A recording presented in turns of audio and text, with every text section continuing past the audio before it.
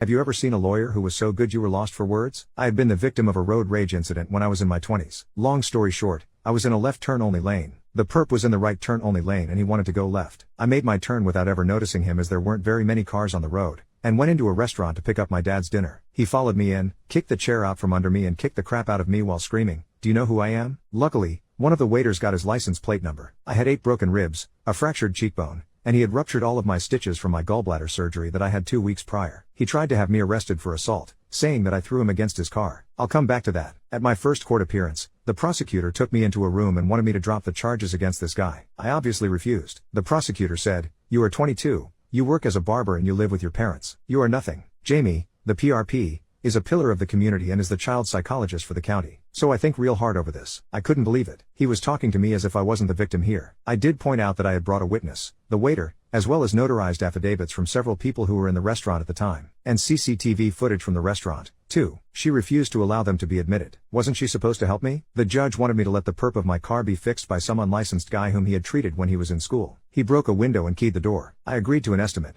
but I was going to get my own estimate as well. My sister used to work as a legal secretary, and she took me to one of her old bosses. We went over all of the evidence, and he agreed to come with me for the second court date. So at the next date, the prosecutor called me back to a private room before going into the courtroom again, trying to force me to drop the charges, but still wanted me for assault. My lawyer, Mark, said, "So you say that my client threw Jamie over the hood of his own car and held him against a wall with his right arm?" "Correct," the prosecutor said. "That's what Jamie told me." Mark: "Jamie, how tall are you?" Jamie: 63. Mark: "Cole, how tall are you?" "I am 58. Mark: "Jamie, you were a big guy, easily close to 230 pounds, while Cole weighs 150 pounds. So how could he throw you?" Prosecutor: "That's not important." Mark: "I disagree. Jamie, you said in your sworn statement that Cole held you up against the wall with his right arm. Are you certain that you want to say that?" Jamie: "That guy is a wild animal. Who knows what those people are capable of." Mark: "Well, Cole had emergency surgery on his right side and still cannot lift that arm past shoulder level. No, thanks to you. Also, he's left-handed." Checkmate. Jamie at this point jumped up and started screaming about how important he was and I was just white trash. When Mark stood up,